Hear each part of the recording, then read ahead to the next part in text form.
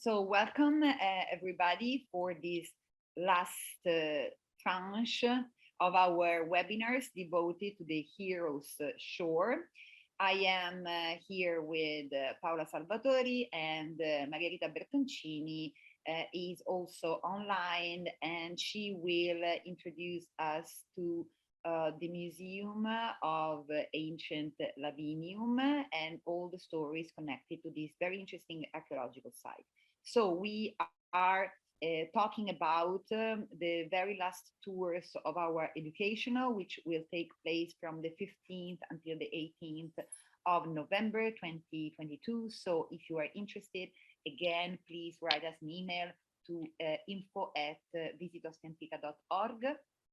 If you have questions, we are always there for you. You can visit our website and our Facebook page or our Instagram account and get in touch with us. So I like this. This is not bad. Also the colors. The right couple. It's okay, so Margherita can start with the slide. So please Yes. introduce us to this very, very interesting topic. You have to allow me to share my slides. Okay, perfect then. So from my part to thank to everybody to follow this webinar till this afternoon too. So it was a very long webinar, but with many things to talk about. So we are very pleased that you decided to follow us till to this afternoon. So here we are. Let's start with Lavinium. From the beginning. Here we are. So the first image is a map to make you understand where we are. So Lavinium, as you see, this road starts from where the hotel that we chose for the educational is located. So it is located in Ostia Lido. And then with 25 minutes driving, we can reach the area of Lavinium. It's 22 kilometers from Ostia. Today, it's the city of Pratica di Mare, near Pomezia, in the province of Rome. So in Lavinium today, it is possible to visit an archaeological museum, small but very, very beautiful archaeological museum with a lot of interesting things that I'm going to tell you something about, and an archaeological area where there are two things. That is the so-called sanctuary of the 13 altars and the Aeneas Heron. So let's start with the archaeological museum.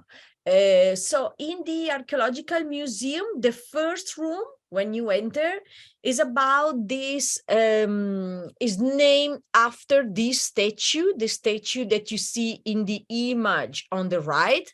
That is the statue of Tritonia Virgo. So Tritonia is one, you know that the ancient Roman and Greek mythologies are very similar. Mainly, let's say that the Romans worship the ancient Greek gods. They adopt them. They change their names. But each god is much more complicated than what is appears. So each god has different aspects, depends the reason why the god is worshipped. For example, this Tritonia is another name for Minerva, okay? Minerva is the goddess that protects marriage and birth. Is the goddess that is worshipped in especially the times when the girls become wives. So it represents the passage from childhood to the adult age, with the marriage. So in Lavinium, there was a temple dedicated to Tritonia Virgo, Minerva. And in this temple, this is probably the statue that come from the temple. You cannot see from this image very well, but is a life-size statue and painted. So you can see the colors on the statue. And in this sanctuary, in this temple, because of the reason I was telling you that Minerva is one of the aspects of Minerva is that she's the protector of marriage, there were many offers, especially from women, when they had to go through that particular time of their life. So in this room of the museum, there's the statue of Minerva, the cult statue of Minerva, but there's also other statues, as the Tritonia Virgo statue, mainly terracotta statue that represent offers that were brought to Minerva. So they represent, is very interesting because they represent this passage that we were talking about between childhood and adult's age, with the fact, for example, that there were some necklaces that are necklaces typical of the childhood age, or for example, statues, terracotta statue of girls that bring as offer a ball that clearly represent the toys of the childhood. Among those statues that you can find in this room, there's one that is very, very interesting, and is the statue that you see on the left side. And this is a statue that is called the Palladio, Minerva as Palladio. So I have not talked about that yet, but of course, with this part of the of our virtual tour, we are going to talk about one of the heroes. As Stefania many times said, this is the hero show. So there are many heroes. The one that is most considered, I mean, everyone consider him as a hero, of course, is Aeneas. So we're going to talk a lot about Aeneas. So when Aeneas escaped from Troy, I'm going to explain that better later. He, according with Virgil, according with the book, he brought with him the Palladio. The Palladio is a statue, a wooden statue of Minerva that was kept in Troy. Then what happened to that statue that was brought with Aeneas? There are two different versions. In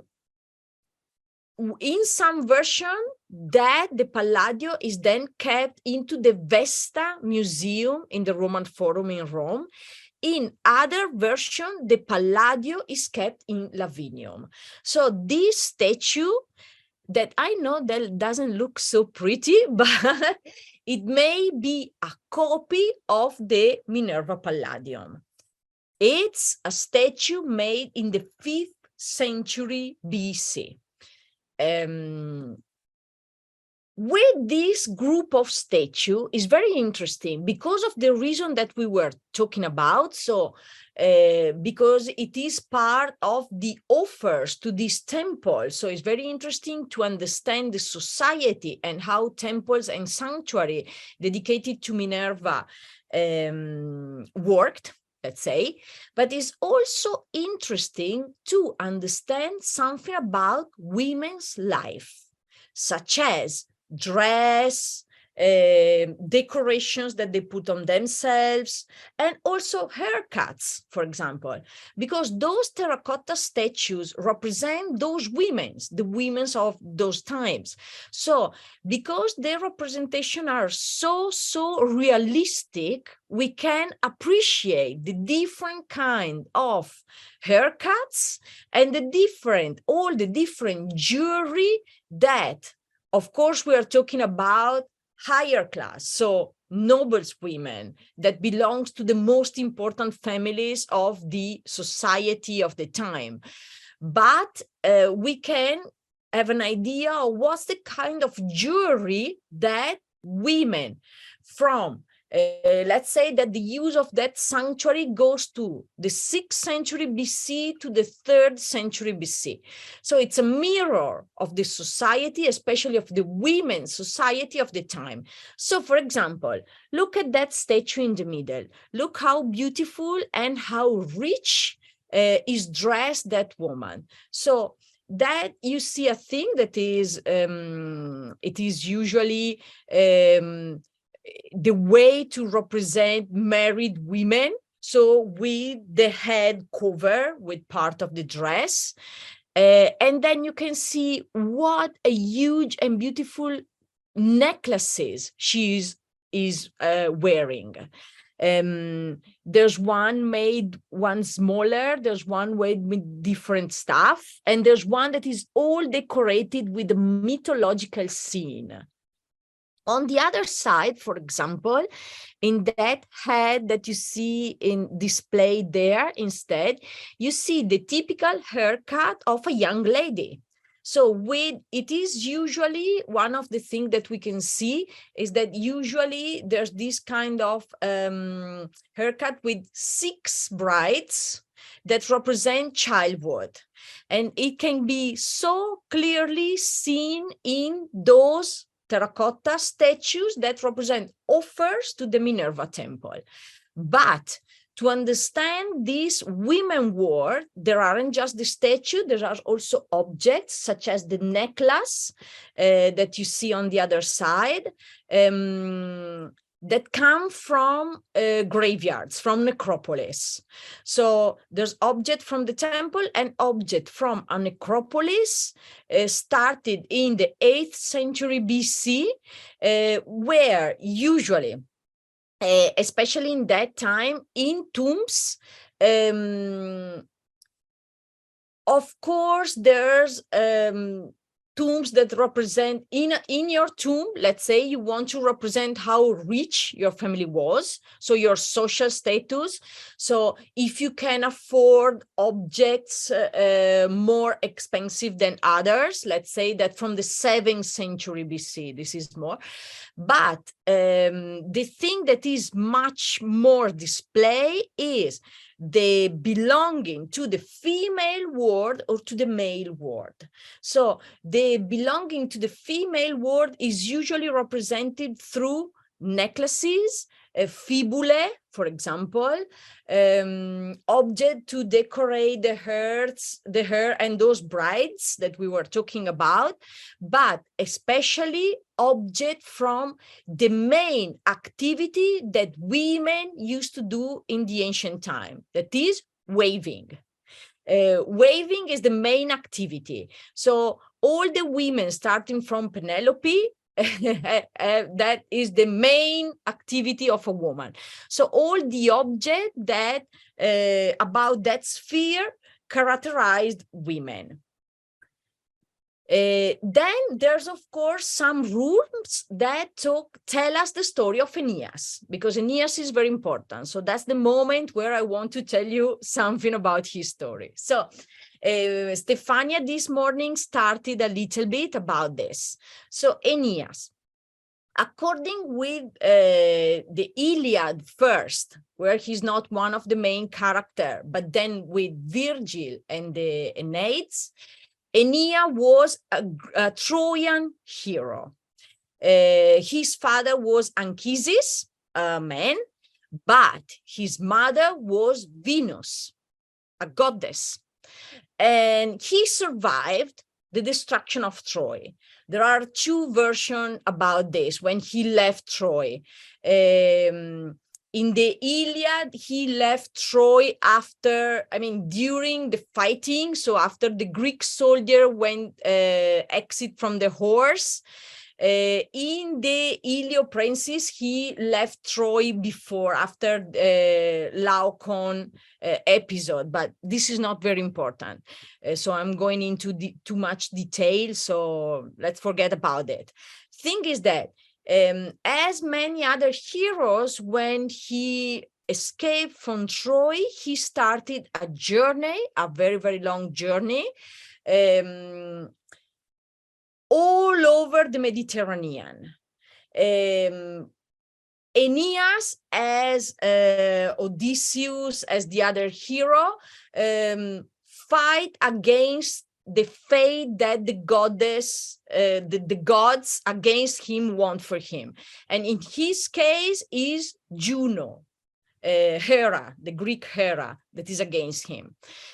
So starting this trip, as you see, he will start from Troy, that is in today Turkey, and then Greece, and then Crete, and then the south of Italy, and then Sicily. In Sicily is where his father will die. So he will stop in Sicily to bury his father. Then he will stop in the city of Carthago, where Dido will fall in love with him. And he fall in love with her too, but he had to live according to what Jupiter, Zeus wanted for him. And then he went on continuing his trip along the south of Italy. He stopped in Cuma, where he met the Sibyl, and he had a journey into the underworld. And then he finally landed on the Latium coast, where there was a prodigy. So he saw a huge female pig, white. He hunted the pig until a big plain, and there she had 40 piglets. And so he understood that this was a sign, that was a good place to stop, and there he decided to stop. Then he married the daughter of the local king, Lavinia, and built the city of Lavinium. So that's why Aeneas is so important. He built that city. He built the city of Lavinium. What happened then is even more important because Aeneas' son, Ascanius, built another city, the city of Alba Longa. And then from Ascanius' ancestors come Romulus and Remus. So Romulus and Remus are sons of Mars, but on the other side, for the Aeneas side, they are also ancestors of Venus. Okay, and so the Rome founders, Romulus, come from Aeneas' ancestors. That's why for the Roman mythology, because of course this is history, but also mythology, the myth of the foundation of Rome, Aeneas is so important. In this room in the museum is explained not only the journey, as you can see in the map that is on the right side, but it's very, very interesting because there's also some reconstruction of how the boat that Aeneas used could be. How could they understood that? With of study of some relics that were found at the bottom of the Mediterranean, such as this reconstruction, a reconstruction that comes from a relic of a boat of the 13th century, sorry, I forget to write that, BC, okay? And then there's much more stuff about Aeneas, about the place where Aeneas actually landed, probably. Of course, this is valid even today. I mean, the coast was a little bit different back then. And there's another special room, the area dedicated to the reconstruction of Aeneas' tomb, Aeneas Heron. So there's the site, the archaeological site where you can see the remains, but all the objects and the reconstruction of that tomb, of that Aaron, are made inside the museum. So the two things, the site and the museums, cannot be separate, because to understand one, you need the other one.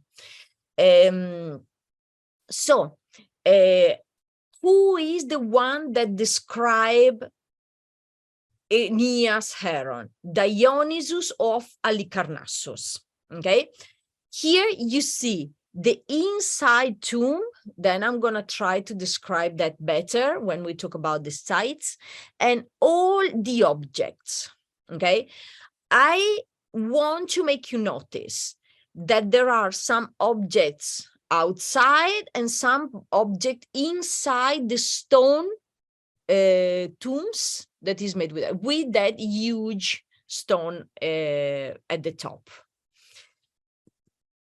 So now let's talk a little bit about the archaeological areas that are very, very close to the archaeological sites. So just to tell you some details, technical details, the area are very, very close, but the street, it's a high traffic street, so it's not so safe to go walking from the museum to the archaeological area. So of course, during our educational, as Stefania said many times this morning, we will have a bus on our disposal to reach the different areas that, even if not so far one from each other, is better to reach them with the bus, or in case of other tourists, with your own private car in a case. So once you reach the archaeological area, the two spots, so the sanctuary of the 13 altars and Aeneas Heron, are one very close to the other, so in the same area. Let's start with the sanctuary of the 13 altars. So that's the image. So it is covered today to protect them, of course. It's a line of those 13 altars. It is really one of the most impressive archaeological remains of the ancient city of Lavinium. It was built around the middle of the 6th century BC, to the south of the city. So we are outside the city of Lavinium, a little bit souther than that. It is composed of a monumental row of altars aligned from north to south, facing east. There's another thing that is important to say. Those altars are, let's say, on a high ground. So it is a little bit higher than the coastline. And those altars were probably painted in red.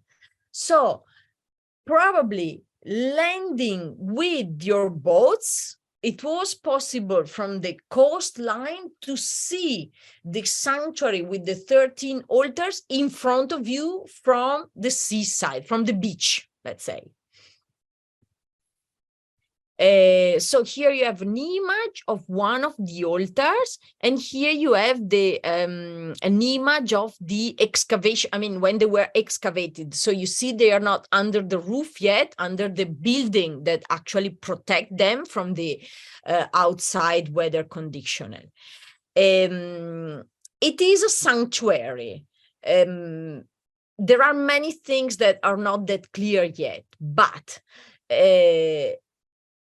they were not built. That's an important thing I've not said. The 13 altars were not built all together. They were building starting from the 6th century BC till the 4th century. So they were built in 2 centuries in group of 3/4 together. So you have to imagine at the beginning there were just 3 altars, and then they added 3 more, and then a little bit more, and then a little bit more. In 2 of them, if I remember correct, there are also new altars built on the top of the previous one. Okay, so some of the new altars were built on the top of the most ancient ones. For sure, at the beginning, the kind of ritual that was carried out was offering wine through libations. So this is archaeologically proved, also with some remains at the side of the sanctuary. But for sure, from a certain point, the area turned into a sanatio, so a sanctuary connected with the earth sphere. So how can we understand that? Because there are some votive offerings that represent anatomical parts, for example. So that probably the worshipper, the people that used to go to the sanctuary to in order to make their request stronger, they would offer terracotta statues that represent the anatomical part they would ask the healing for. So today, in the area outside the 13 altars, you can also see a building that was probably the area where the people that want to attend the sanctuary used to wait and sleep and spend their days. So from what it was just a line of altars, then, as I was saying, it turned into a big complex sanctuary with areas where the devoted people would stay, the area where the rituals would take place, and other, for example, there's it was found a thing to cook those terracotta artifacts, because if you wanna offer to the sanctuary that, so it was possible to buy that there. So it became a more complex sanctuary. Let's say that it is called the sanctuary of the 13 altars.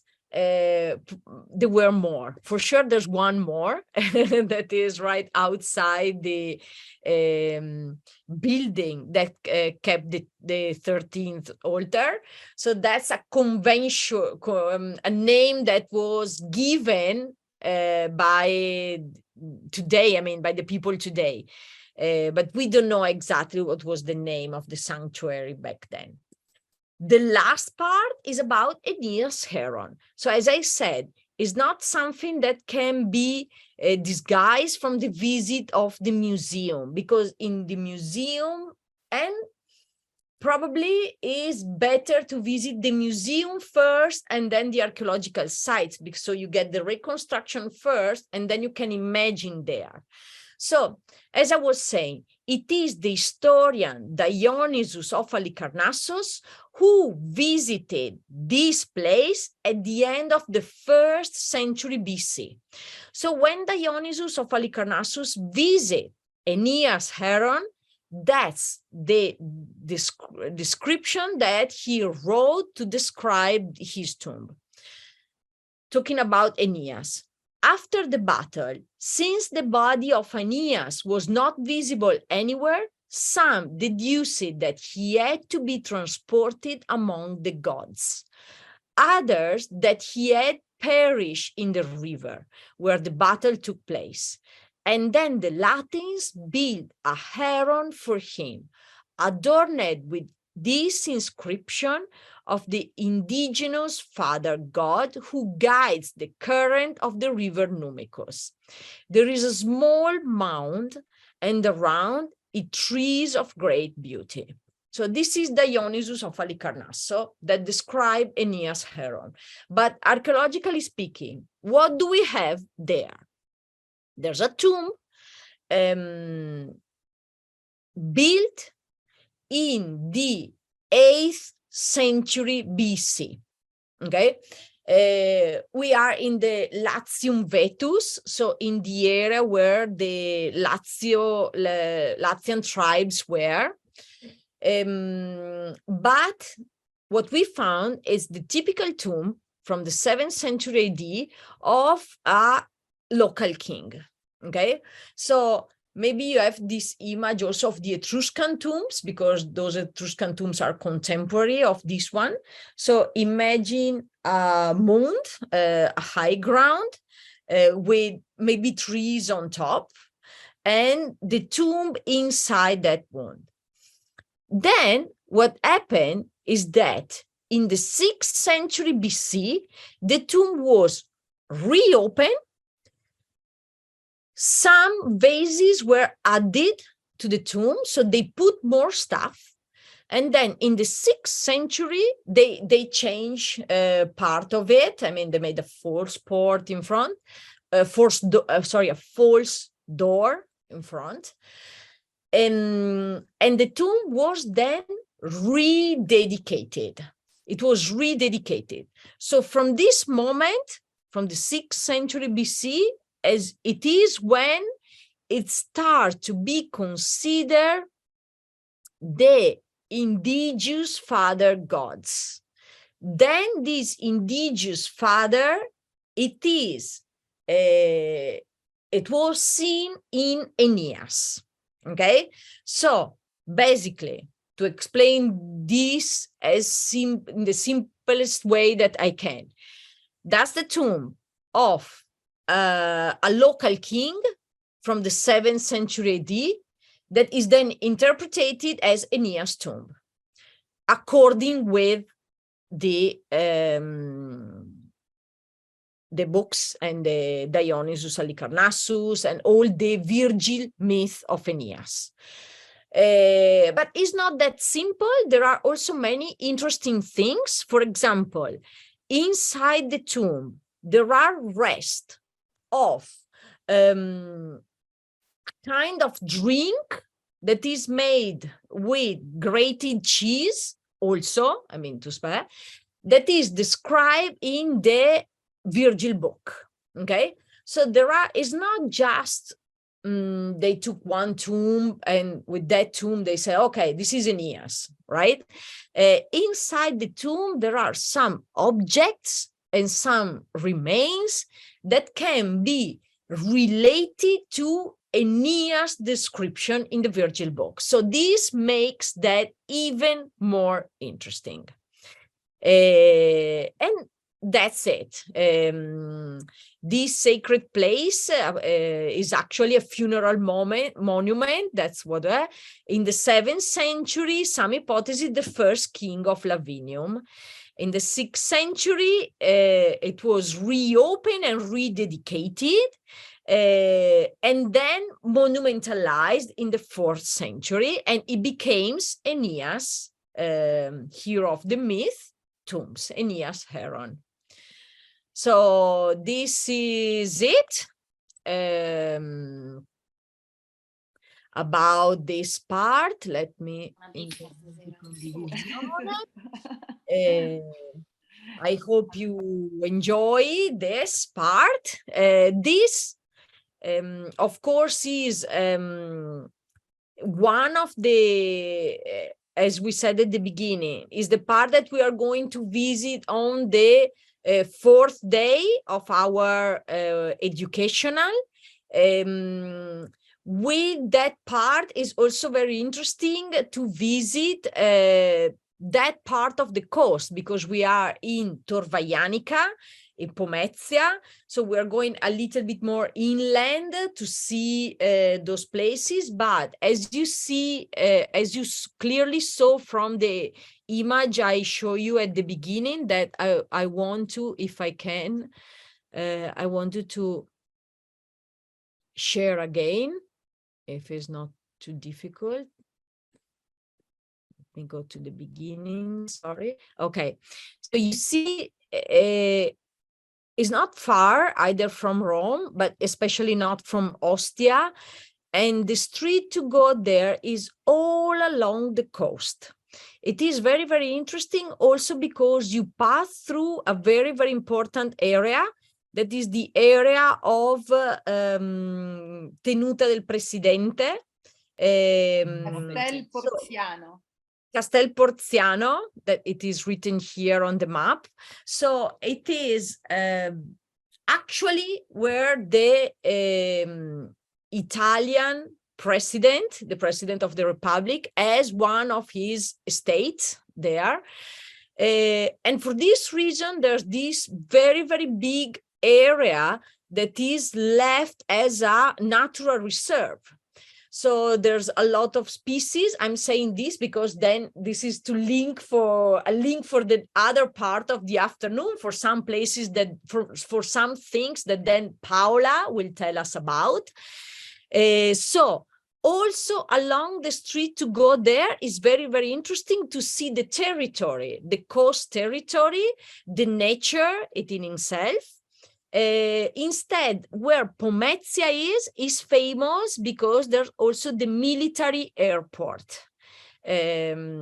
So when you turn inside to go to the museum and the archaeological area, let's say that you make a turn around the military airport of Pomezia.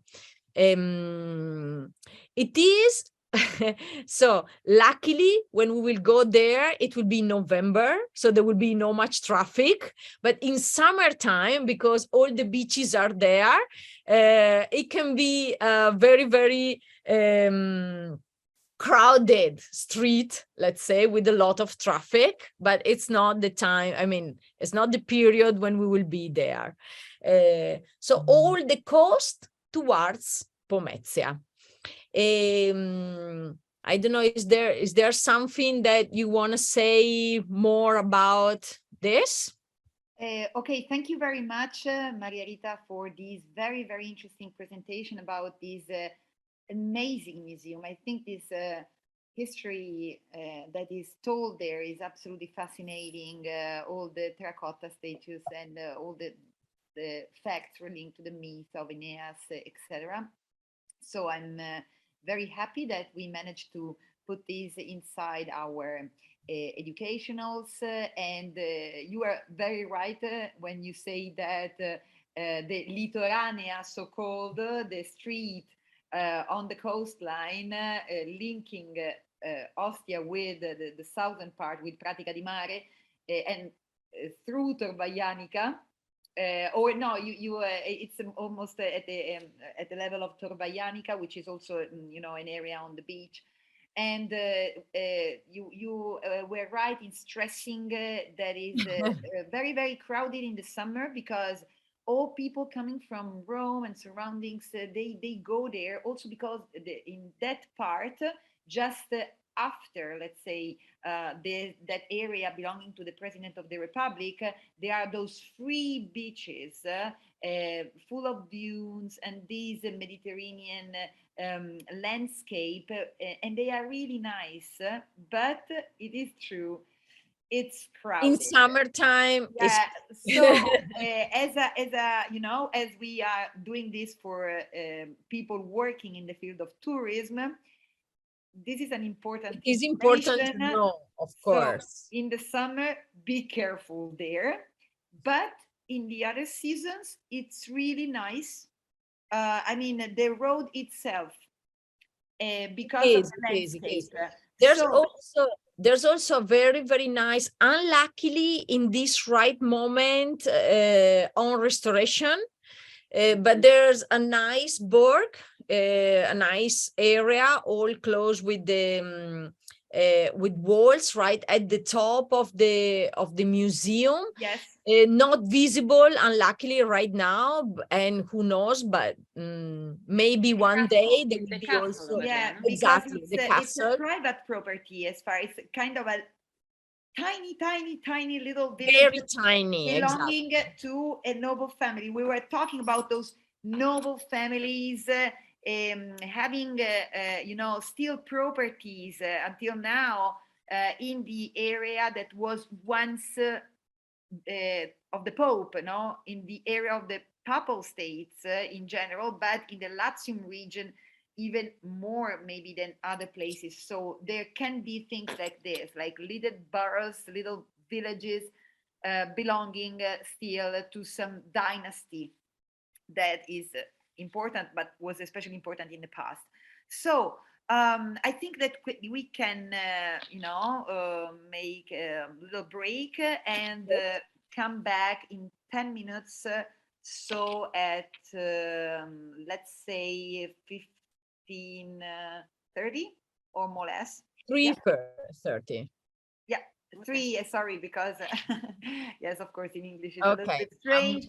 Stop Okay. the Yeah, recording. you have to stop. Do Yes, you want to yes, do that? yes. Yeah. Okay. So welcome again to the last tranche of our webinars devoted to the Heroes Shore. Webinars that are thought as an introduction to our educational to discover the treasures of the surroundings of Rome in the southern part of the surroundings of Rome in the direction of Anzio and Nettuno.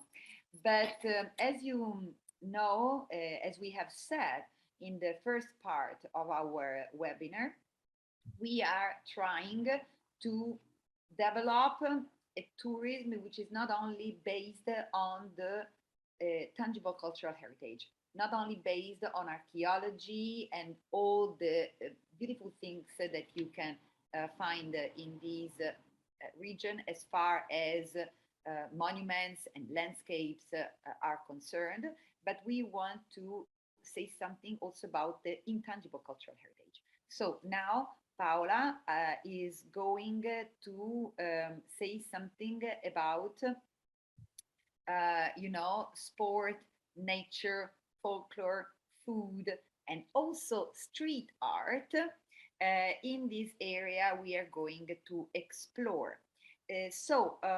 Just one moment because we have to open the slides and Paola will go on telling us about all these interesting things. Just a moment. So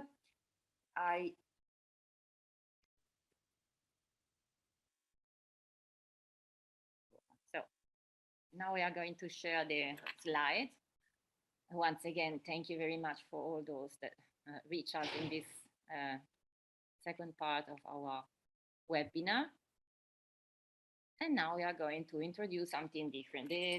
Obviously, thank you for the beautiful description of the virtual tour to Maria Rita that introduced also the theme that we are going to open together.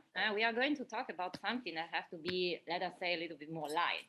We are not talking about not only about monuments, beautiful archaeological park, or any heritage culture,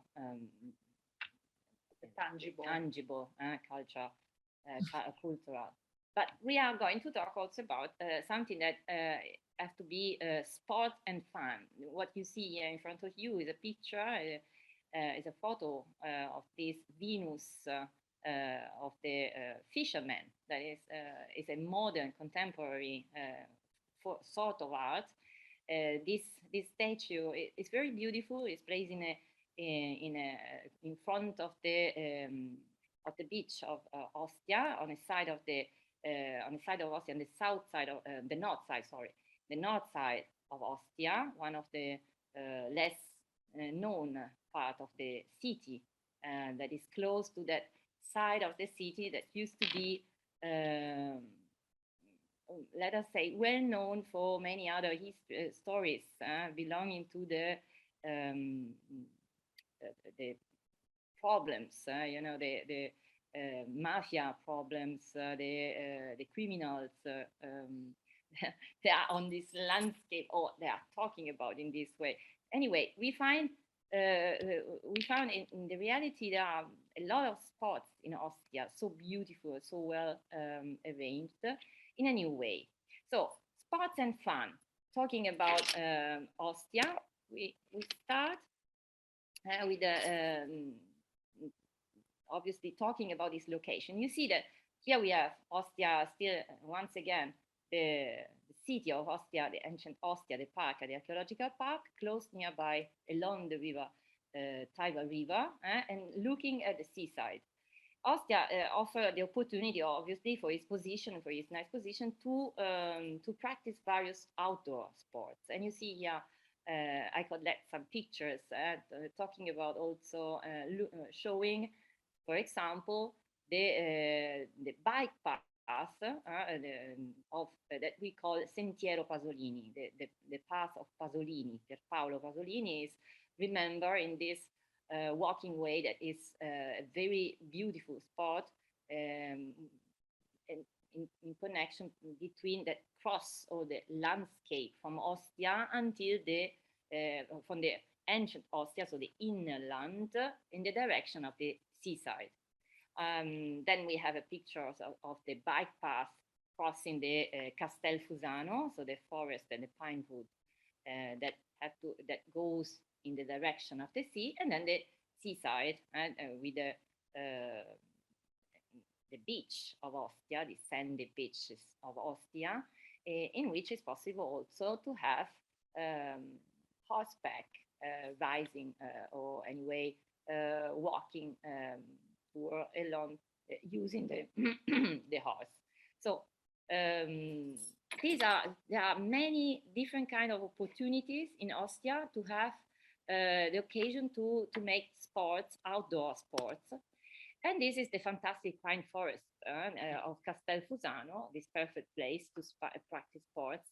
We have an example of this adventure park, so-called adventure park, where it's possible to have beautiful moments in open outdoor with a family, with the children, and also the animal farm is a small contest place where the pets and also animals, so small animals anyway, it's possible to stay close to them and to share the moments in a relaxing space, under the beautiful domestic pine trees. And here we arrive to the beaches and wind. This is something that the most forget about Ostia, because we are in this neighborhood of Rome. So the most are always thinking, always because of Rome, but they forget because of this about the resource also of this territory, that is especially, as you can see, the sea, that we forget. The sea and the river, we forget it very often. So not everyone knows, not many of you knows that Ostia is considered one of the best places where to practice or to start with the windsurf activities or surf activities, especially more than windsurf. So the beautiful white sand dunes provide a setting for water sports. You see surfing, windsurfing, and kite surfing, especially. Okay, go on. In Ostia, by sailboat. Many sports association and sailing school engage along the coastline. So you can find along the coastline different kind of school for sailing boats and also other also spot for bird watching, for example. And we are talking about also the tourist port of Ostia, that also is not so well known. But anyway, it's a very nice place. It's a modern harbor. It's a small one for tourist boats. And in this area, it's possible also to practice this bird watching in this magical place between the river and the sea. That is protected by the Italian League for the Protection of Birds, LIPU, that has for years maintained a nature oasis for the protection and observation of the species that nest in this area. LIPU, Mediterranean Oasis Center, is this the name of this place. And you see that there are many species that are protected here, and you can see in one of these pictures how I have to look the landscape in this in this side. So we are at the outlet of the river of the Tiber River. So over there, the sea and the is exactly the place where you have to imagine also sort of almost a marsh area. So a place where all these birds find a natural condition where to live. And this is something also that That's beautiful. We forget. The events in the Sun and Wind, the International Kite Festival. This is an international kite festival that goes on for the most is in springtime. Then it's changing also over the years. Sometimes it's at the beginning of the summer. But anyway, this festival used to be on the beaches, the 3 beaches that we was talking about before, on the south side of Ostia. So going in the direction of the Lavinium also. So this is the side of this along the road that used to be not so lucky in summer because it's so full of traffic anyway. It's a very beautiful place. There's huge beaches, very long, wide, and they used to house this kind of festival that used to be for the weekend. And then also the dolphin spotting and diving. So what also we can't imagine that in front of the coastline of Rome it's possible to see the dolphin, and there is a huge community of dolphin living 5-6 miles away from the seaside. They are living there just because the Tiber River brings a lot of food to the sea, and that's why they choose this place where to live and breed. And these are a kind of a special kind of dolphin. They are bottlenose, they are so called, and they used to live here. So that's why it's also easy to meet them. There are some tours. This is your picture. This is my picture. Okay, this so is a because picture you that I did. experienced that. This is something that I did. So I used to go together with this. There are researchers, and there is an association of researchers here in Ostia. Take a look. These are pictures that I did. So I'm not so able to make pictures, to take pictures. So when you see, this is because this is a ritual for the hunting. So they are hunting in this moment. What you are looking is not that they are happy, they are not playing games, but they are hunting. So they used to go to follow the fisherman boat in order to find the fish to fish, so to eat. So these are scene of hunting. And as you can see, here under is me. So I was very close to them. So it's easy to reach 5 miles away. It's not so far from the seaside. And to recognize these beautiful animals, they are absolutely relaxed. They know that there is people that use them. There is someone that is watching them, that is looking at them and taking care for them. So, and then this Tor Paterno, shallow marine protected areas. This is also this is a spot, a diving spot, very beautiful, not far from the seaside. It's located about 5 miles off the coast of Italy, and is, as you can see from the map that I reproduced here in the picture, you see it's a rectangular shaped area, not so big, 3 kilometers for. Completely submerged marine reserve, and this is something unusual. So it means that you don't see nothing. There is not an island or a point. There's only this under the water. Okay, everything is under the water, and it is sign on the surface. So it's a rectangular shape area that is possible to see the people that used to go there or sailing in that area knows exactly that over there they can't fish, for example, and the few things that are allowed to do because it's a reserve. So it's a protected area that a reserve that with a depth between 18 and 75 meters. But already on the 18 meters, you got this kind, you see the pictures that I reproduce here, that I offer you. There are so many different species that find their habitat, natural habitat in these beautiful rocks and different kind of, there are sort of corals also, no? So here it's possible to dive. So it's easy to reach this area because it's very close. There are a lot of association diving centers that are organizing things like this, and they also organize sometimes boat tour. You can also snorkeling, trying to have to make snorkeling in order to see if you don't dive, if you don't do this kind of activity. She dives. I like to. I don't Yeah. dive. You can go I'm also afraid. in apnea. You can also without to use the Oxygen. the oxygen. You can also go down, and it's not so deep. What I want to say. At least it's a very beautiful. It's an amazing occasion to see, to have a contact with this particular nature.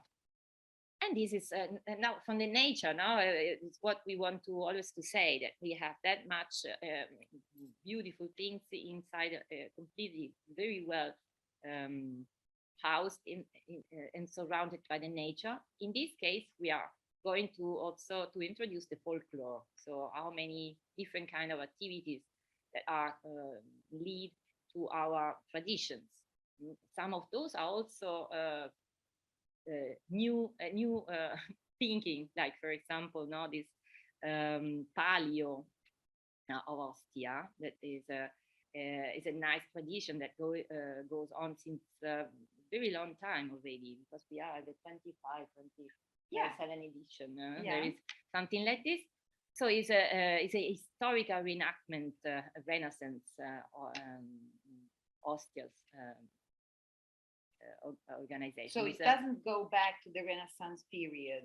So it's not as old as other kind of historical reenactment. I mean, this is an historical reenactment, but yes. It's not palio that was there like 500 years ago, but it's a historical reenactment that was created like 25 years ago to reproduce what they like going on here.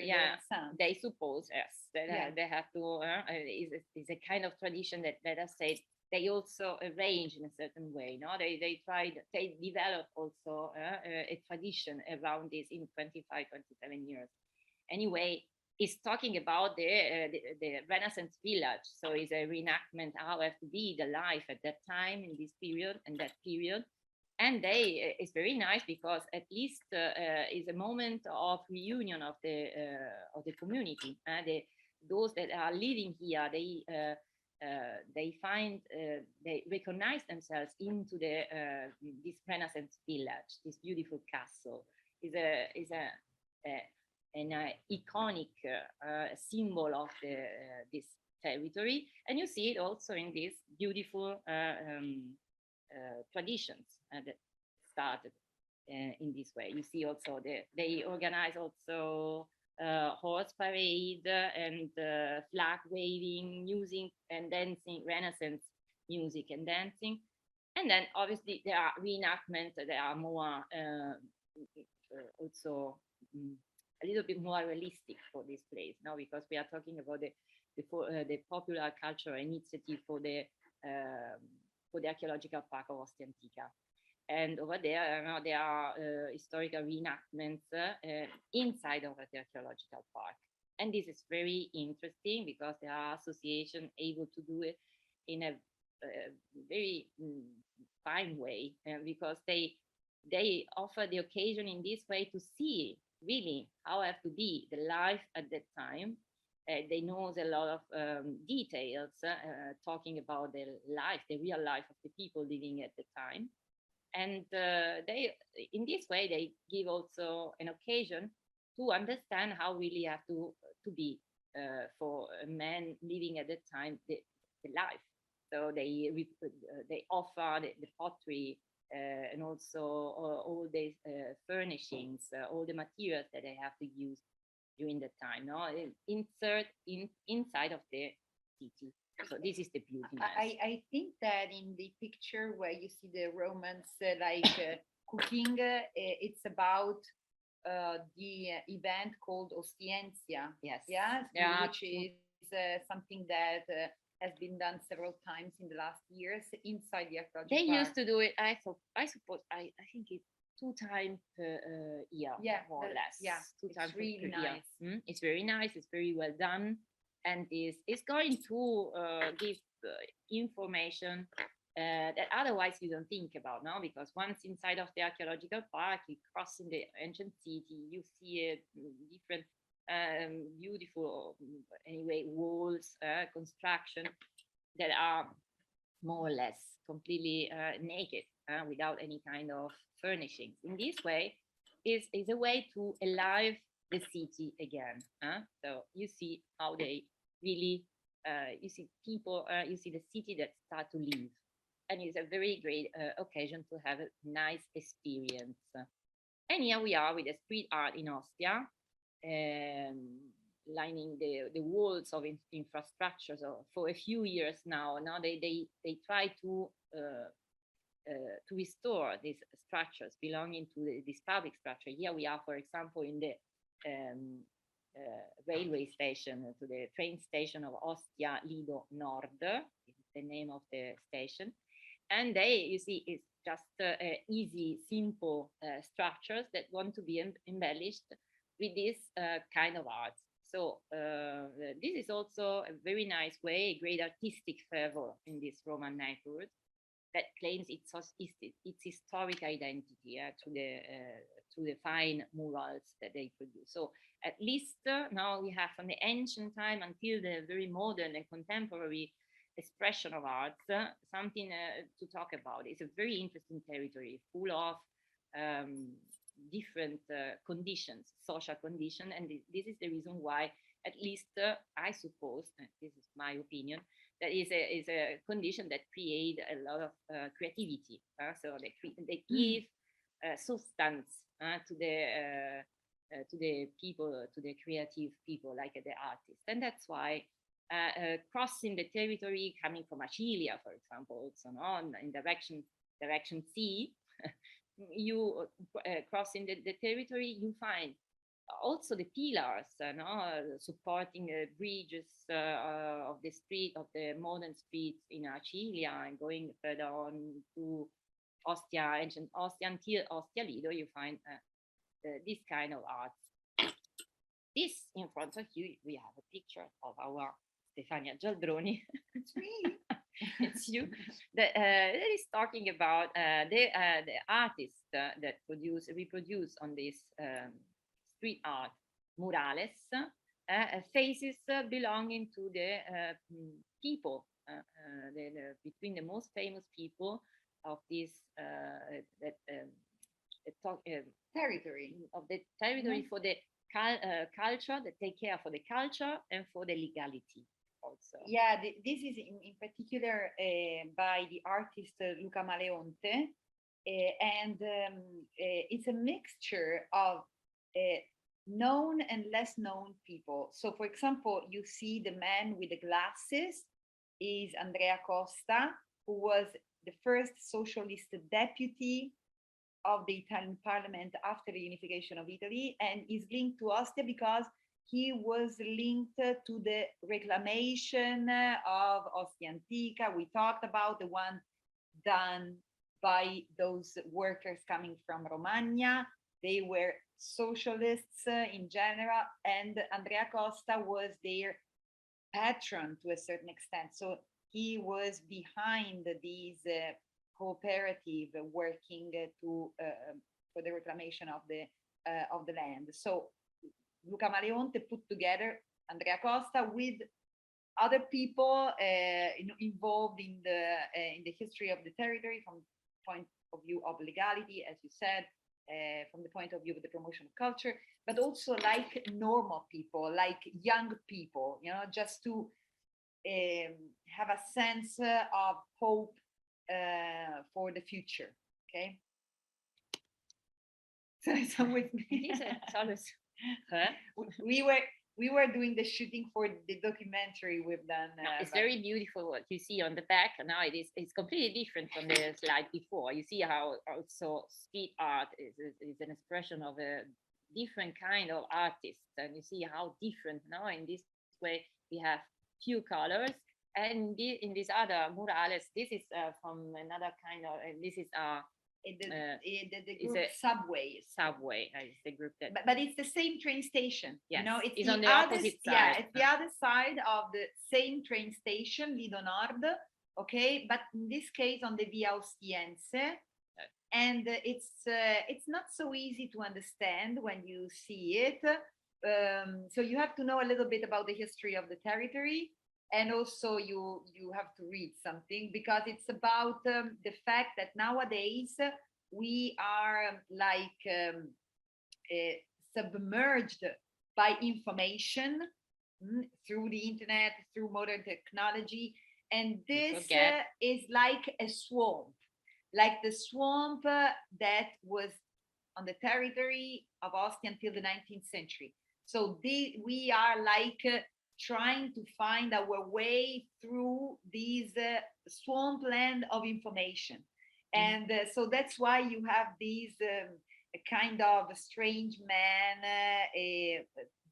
carrying like letters on a carriola, on this special tool that the people doing the reclamation used in the 19th century, the so-called carriola, and the people working with these tools were called scariolanti. Okay, so it's a reference to the history of the territory, really not that easy to understand, but very, very interesting. And in fact, there is also a QR code that you photographed. It's very interesting, because so you can use the QR code with your mobile phone to better understand what the murales it's about, you know.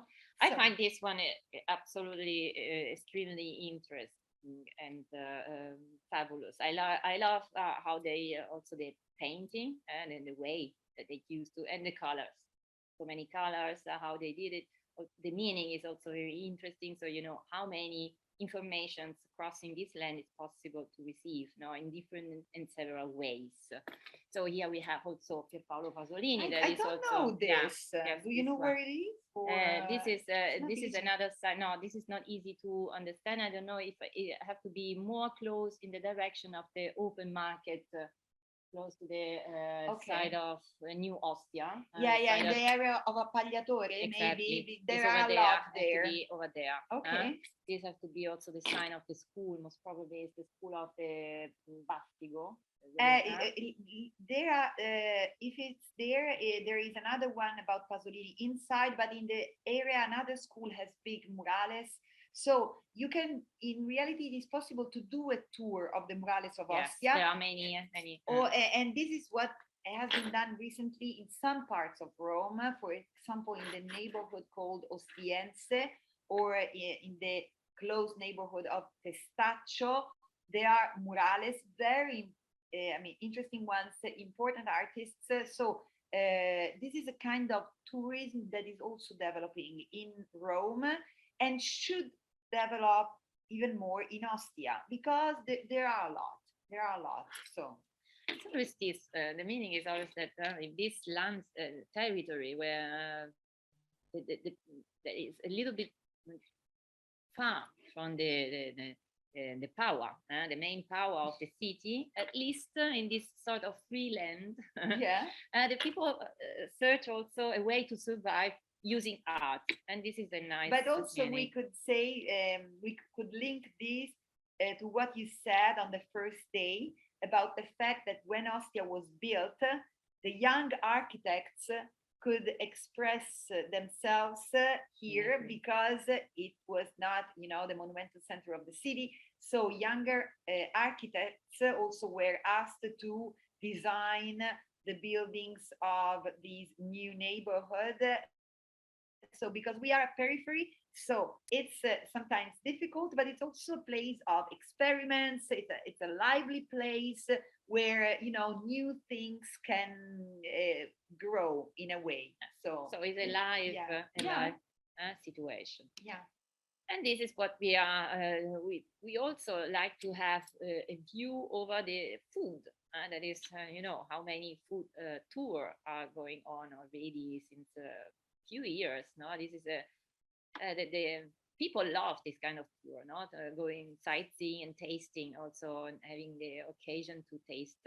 You see that the sea is the great protagonist of this side of our webinar, and it's very close to Ostia Antica. No, it's just a walking way with a bike, with a Nordic walking also.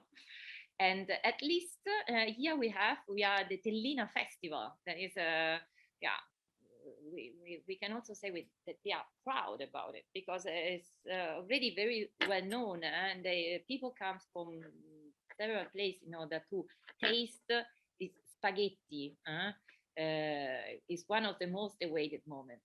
This we have to say, in this beautiful, pretty little fisherman's village, grows around the channel, the channel that links the inside land with the outside, with the sea.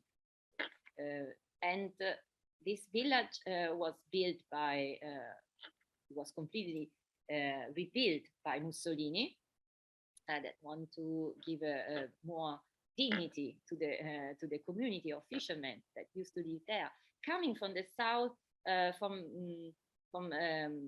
the region Campania. So the most of the people living here are coming from families that arrived at the beginning of the last century here, from Minturno. That is another beautiful Roman city in the south, and in Campania. So in Campania, so this Italian region. So these people, over the years, organized this kind of festival that have to celebrate this this special and particular shellfish, Tellina, that is very small but tasting is very good, and is a typical product. So one of those shellfish that the fishermen in this side of the coastline of Rome fish, so fine, and cost really is very cheap. It's easy to do it. We do it also with the children and on the beach, just to have fun. You can collect a little bit of telline and have a nice spaghetti in the evening. So it's something absolutely local that we want to celebrate and to remember, that it's possible to have to participate to this festival almost at the end of the summer. Used to go on the last week of weekend of August. And this is what, yes. Go on. No, it's finished. It's finished, but it should be, yes. It should be maybe because it's from directly from our drive, so it's a little bit different. So anyway, we can interrupt this here. And I think that now we are at the end of our little adventure. I would like to thank again the region Lazio for this opportunity, for the fundings aimed at developing tourism in the surroundings of Rome. So thank you to the region Lazio. Thank you to Visit Lazio for the support, and we really hope you enjoyed these webinars. They will be available online on our YouTube channel, and so if you missed something, you can have the opportunity to re-watch some parts. And again, please write us if you are interested in our educationals. And I don't know if my colleagues Paola Salvatori and Margherita Bertoncini, they want to say something. I just say goodbye and arrivederci and a presto. And I don't know, do you want to add something? Nothing Goodbye. special. Thank you very Sorry. much, my colleague, to support always also me. And thank you to Stefania to introduce so in a perfectly way our webinar. And we thank you everyone to stay with us. Thank you very much for your patience. Grazie. Do you want to add Bye. something? No. Yes, bye. And arrivederci. Okay, so I stop. Ciao. Thank you. Ciao. Bye.